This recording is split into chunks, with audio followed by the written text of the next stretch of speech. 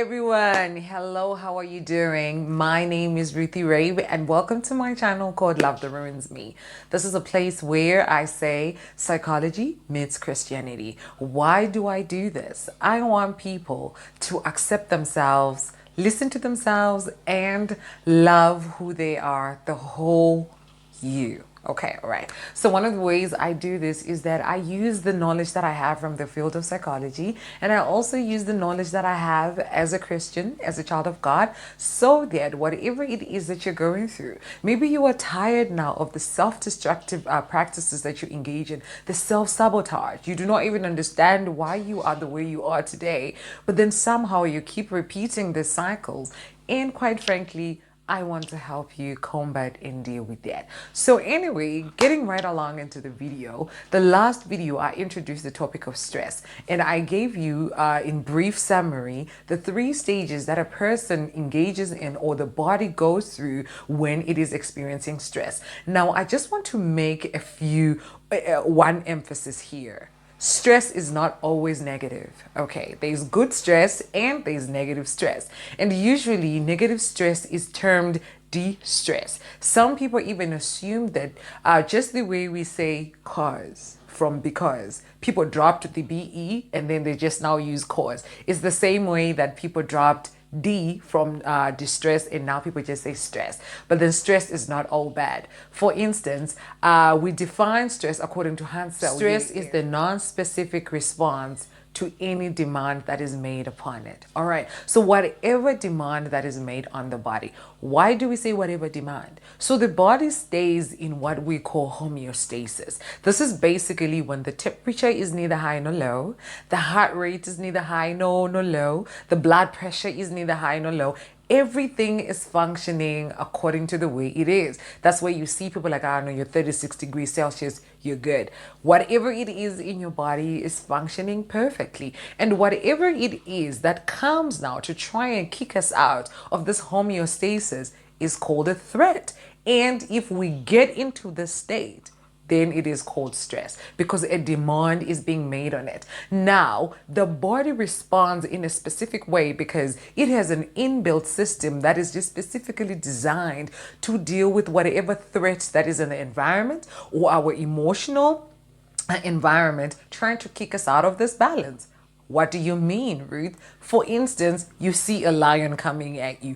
You're not going to be sitting around and trying to chat with it now, are you? You are going to get into overdrive and you're going to flee before you even think about it. Why? Because the body has this inbuilt system designed to take care of whatever it is that is trying to come at us to kick us out of this homeostasis. Now, I am going to give you a couple of categories that stress falls into. Maybe, one of the things that could lead a person to engage in prolonged stress.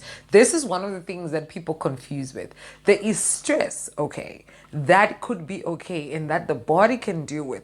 But then if a stressor, which is something that comes our way to kick us out of the homeostasis, comes our way and then it is prolonged, that's when stress becomes a problem. That's when you begin to get distressed. Something that you thought was going to just last a day is now lasting a few months, is now lasting a few years, and maybe until you die, which hopefully you are never going to go through. All right. So the first category we have the biological category. A person can be injured. A person can be sick. This can cause stress on the body and the body has to respond so that you go back to your normal functioning your normal functioning self. All right. And then we have environmental factors. This could involve natural disasters, all right? So, or prolonged poverty or chronic poverty, where a person is constantly struggling. This really puts a stress on your body and could actually lead to some unhealthy complications forming in your body. All right. So your natural disasters like your earthquakes, sometimes they directly affect you. You lose a loved one, or you just see something happening to you. It really, really puts a strain on your body. All right. And then the third category, this is where a lot of people struggle with. This is the cognitive realm, the cognitive or the thinking or perception, whatever or however way you perceive something that is happening something to you, it is going to determine either if it's going to distress you or it is going to be stress that gets you motivated to do something, and then it is going to be good for you. Fourth category, this is personal behaviors. All right, so you have people that engage in recklessness, like people love high speed, people love to engage in sexual practices that are very, very dangerous, but then because they want pleasure, it is putting strain on your body. You're changing partners every single night, you're doing whatever you want to your body.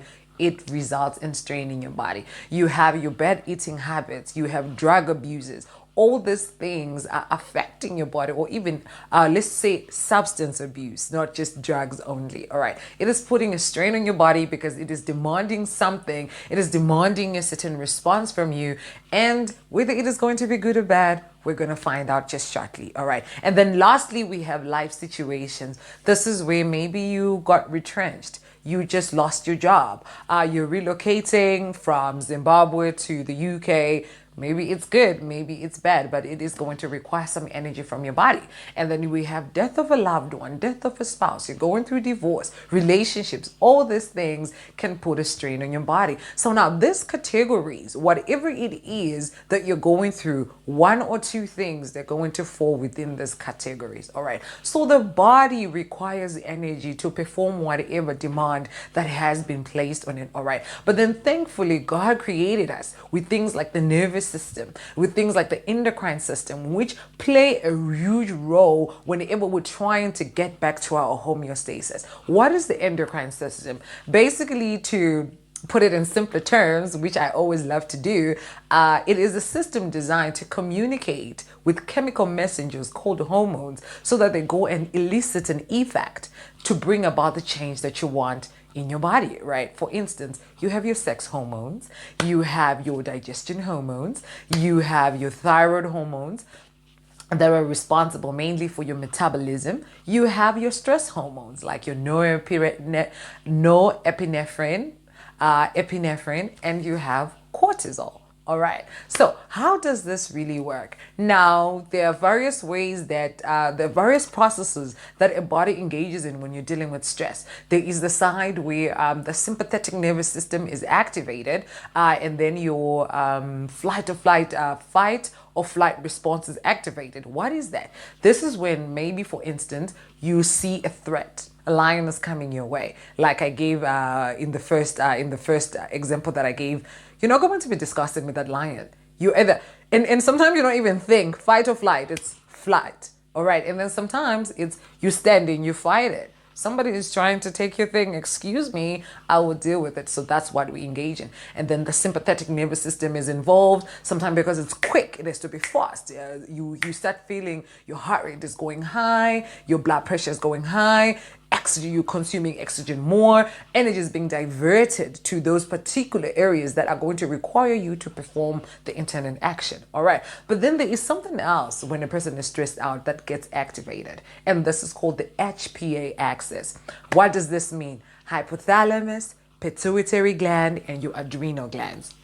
Now, I'm going to get a little technical with everybody, so follow with me, all right? So the hypothalamus, we find it in the brain. It is connected to the pituitary gland, and some might say it is actually the master regulator of the endocrine system, regulates whatever it is that's needed. Why? Because when you are stressed out, the signals reach the hypothalamus, all right? And then it reaches the hypothalamus, you're stressed out, you're going through a divorce, your child has just been involved in an accident, you just heard that your grandmother has passed away. I went through this 2 years ago. And then you get to that place, all right? So your hypothalamus gets activated, all right? And then when it gets activated, it releases a hormone, remember? Communicates via hormones. It releases a hormone called CRF or CRH, which stands for corticotrophic releasing hormone or corticotrophic releasing factor.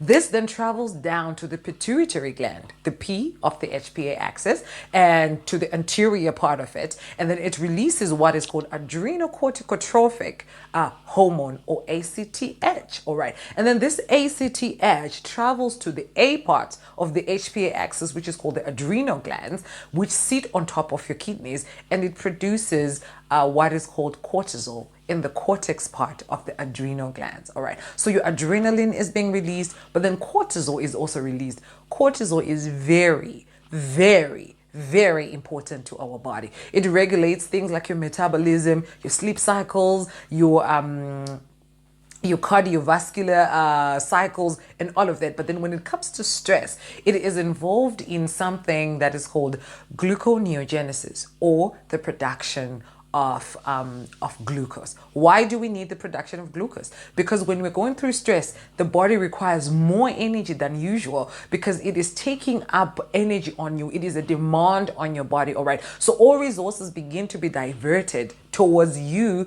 dealing with this particular thing. So cortisol helps you to deal with all these emotions and all these things that will be happening around you. All right. Why? Because energy is now being diverted to you. What also happens is that something that is called the immune system is suppressed during this period. The inflammation response of the body is also suppressed. What is inflammation? Inflammation is the body's response to injury. All right. So I know you've gone through this. When you get cut, for instance, you're going to see redness. You're going to feel pain. You're going to see some swelling. You're going to feel some heat. Why? Because the body is diverting all its resources to that particular area so that it gets fixed quickly. Remember, we always want to go back to homeostasis. All right. So now the immune system is suppressed. The inflammation response is suppressed. Why? Because maybe when you're going through stress, remember, it responds the same way. Maybe you're running away from a lion, like I'm saying. There's no time for you to be saying, ouch, ow, and feeling a nail. No, we need to get you to safety. And then 2 hours, 3 hours later, when you're in safety, then you say, oh, all right. Why? Because the body, when it responds to stress, it's assuming it's going to just be temporary. It is just going to be on a short-term period. It's not going to last forever. So it allows you it suppresses the immune system. The immune system is energy hungry. It requires more energy. So the energy is taken away from it and it diverts to the part where you're stressed out. You have to deal with this particular situation. You have to handle it quickly. You have to fix it. You have to engage in it. And then when everything has been resolved, cortisol sends its feedback back, which is called a negative feedback, to the hypothalamus and says, hold the production of the CRH. We're good now. We do not need more cortisol, all right, in the body right now. And then everything goes back to sheepshead. However, the problem is when this axis is constantly activated and the person constantly is always releasing cortisol in their body, morning, afternoon, evening, days, weeks, months, and years. And I'm going to leave you with this question today. Do you think it's healthy for you to be in a state whereby your heart rate is high, your blood pressure is high, your respiratory rate is high, inflammation response has been suppressed, the immune system has been suppressed, and cortisol, which releases sugar into your body, and remember, there's no insulin to convert it so that it can be used in the body. It releases glucose and sugars in the body so that energy goes up. Do you think this process is going to be healthy for you if it's on a constant day-by-day basis when you step now into the season of prolonged stress? Do you think that's healthy? I am going to leave you here today, and we're going to pick up from where I left today, and we look at the physical effects and the behavioral and emotional effects of having too much cortisol or having a constant season of your HPA axis activated, or what we know, stress. All right, stay blessed, and I'll see you all next time.